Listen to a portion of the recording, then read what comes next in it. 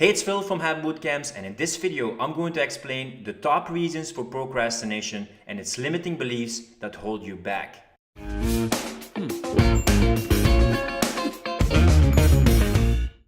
I'm going to give you the top 13 reasons you procrastinate. Why you put off things to the future that you know you should do right now. You have an intention to do it, but you keep putting it off. So let's take a look at the top reasons you procrastinate.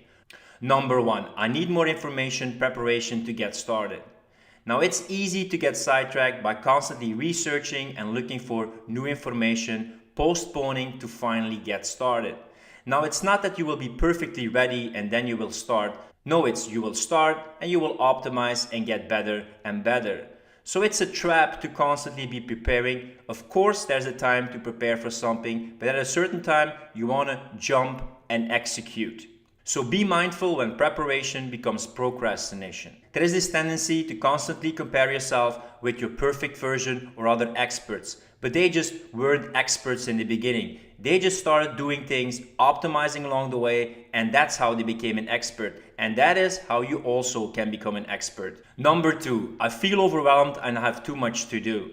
Now, when you're doing too many things at the same time, it's a matter of not prioritizing things. Once you set priorities, once you make a list of tasks and say these things really matter the most, and you start single-handling these things one by one, it will become a lot clearer and you will have the clarity. So if you're overwhelmed, it's just a matter of looking at all the things you're doing, picking priorities and executing them one by one, not doing things all at once.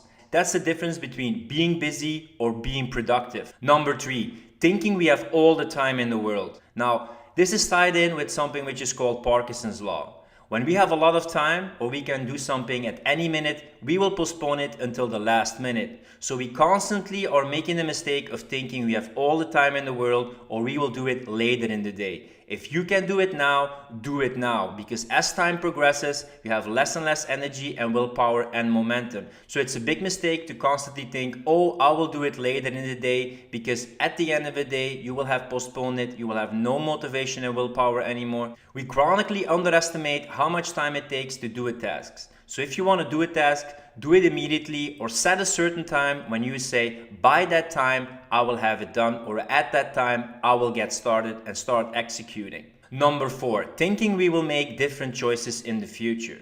Constantly we think we will do it tomorrow, we will make a different choice, we will have more momentum, we will feel better.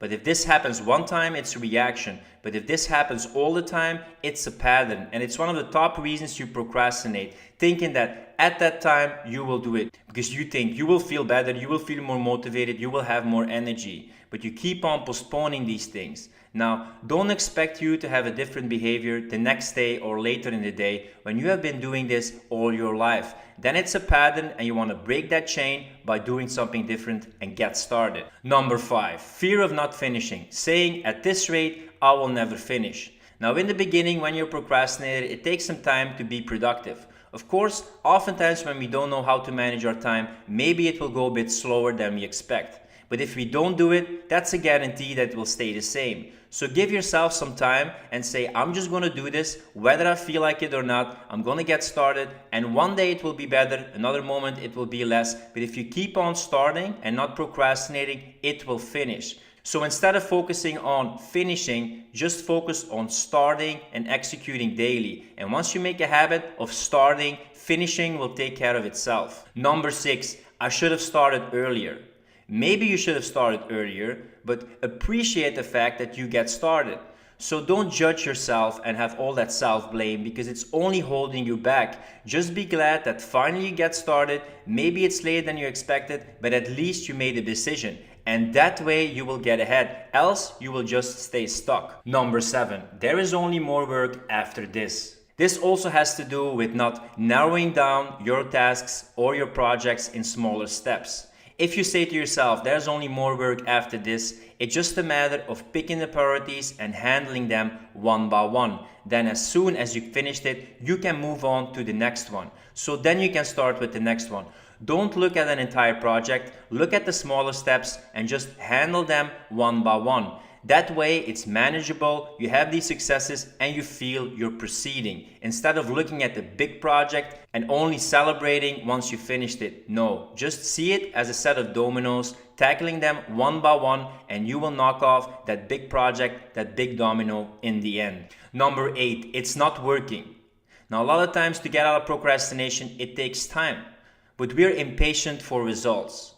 But when you're a procrastinator, or it took a long time to get started, you want to give some time to get accustomed to it. So if you say to yourself, it's not working, just adapt along the way. Once you take action, you will get feedback. And even if it's not how you want it to be, or you see it as failure, the next time you can improve. You can optimize and optimize, and the path will get clear along the way. But don't expect instant results or that it is exactly how you want in the beginning. Just keep taking in action forward, and in the end, you will have the result you desire. Number 9, aiming for perfect and not good enough. Now, perfect is a very high standard. It's also tied in with high expectations. And when we have high expectations, it's easy to feel that we let ourselves down when we don't reach that standard.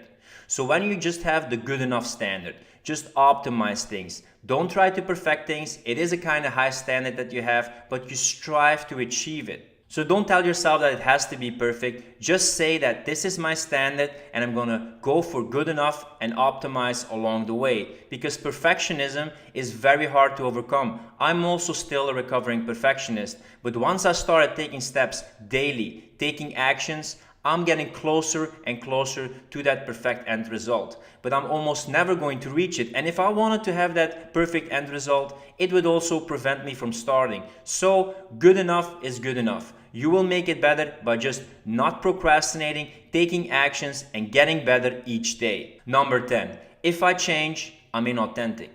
Now, a lot of times people don't want to change themselves, even if they are a version of themselves that they don't like or they wish to improve. But if you're not going to change your behavior or the priorities or the choices that you make, nothing in your life is going to change. So if you say, I'm inauthentic, but the version of yourself that you are right now, you're not pleased with, it's time to change your behavior. So of course you have to change yourself to feel better, and it's not you. You want to work on that better version of you, and that better version of you is not procrastinating. So if you feel it's a bit uncomfortable because you're not used to it, that's normal, because your default mode is procrastination, and you want to get out of procrastinating and putting things off and just start implementing. So it will be a bit uncomfortable in that period of doing things that you're not used to, but it's the only way how you will get better and develop a more productive version of yourself. Number 11, concern for others. Putting other people their tasks before your own primary tasks. Now this is also a big issue for people who are helpers and they want to help people all the time, which is a fantastic trait to have, but we also have to take care of ourselves, our own priorities, our own needs, the things that we want. So it's good to help people, but we want to also focus on the things what we want to do. That way we're happy with ourselves, what we do, and we have more energy to take care of others. So if you're constantly on other people their agenda, it's time to set your own agenda. Your own most important tasks, the things you want to do, and make sure that you communicate to people that these are important for you.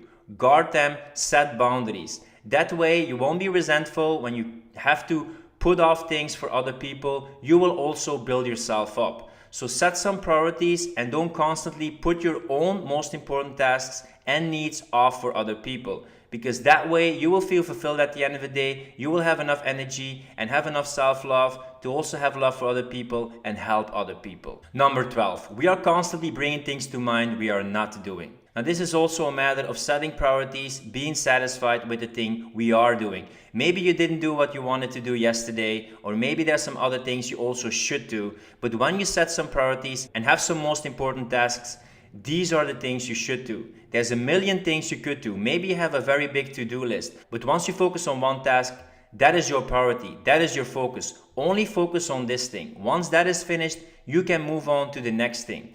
If you have all these to-do lists in the back of your brain, you won't be able to work with full willpower, attention, and energy. So don't bring things to mind you should be doing. If you have some things you should or want or choose to be doing, write them down on a list, so when you're finished with your most important task, you can look at the list and then start tackling the next task. So don't only focus on the negative things you should still be doing or want to be doing. This thing that you're doing right now, this is already an achievement. So move on to the next one once this is finished. Focusing on what can be done will prevent you from focusing on what can be done. And it's much more important to do something, be satisfied with it, have some clarity, and then move on to the next task. Because else we keep on focusing on the negative and not on the positive. And we want to have those small wins and gratifications along the way. And the last one, number 13, my change is permanent and I never have to worry again. Any positive change won't change us forever. We have to work on it. We think we will never regress and it triggers a false sense of permanence. It's the difference between getting there and staying there. Staying there takes a lot of commitment and discipline. So don't believe that a habit or a behavior is so ingrained we can ease off. It takes a long time to get rid of bad habits, bad patterns, and bad behavior. Even long-standing habits and behavior can be more fragile than they appear, so don't overestimate your dedication. They say bad habits die hard, so there's a downward pull towards bad habits and bad behavior, especially when you're stressed, anxious, or depressed. So have a proactive attitude and make a concrete effort to keep on doing these good habits and good behavior. So these are the top reasons people procrastinate. If you recognize yourself in any one of these patterns and reasons, be sure you recognize these behaviors when they pop up, because they're excuses and they are things that prevent us of being a better version of ourselves and actually doing what we have to do. So check out this list and note down what you're telling to yourself and what the beliefs are behind not doing what you want to do and why you are procrastinating. And once you figure out what is holding you back, be sure you just get started. Don't procrastinate, do what you have to do so you feel fulfilled at the end of the day. And that way we have these small wins consistently, we get rid of these limiting beliefs that hold us back and we move forward. So I wish you all the best with implementing these things. It's a bad habit, this procrastination habit, but once we start turning our lives around by first recognizing these limiting beliefs, being aware of them, and then taking action to change these beliefs, we can overcome procrastination and laziness and finally be productive.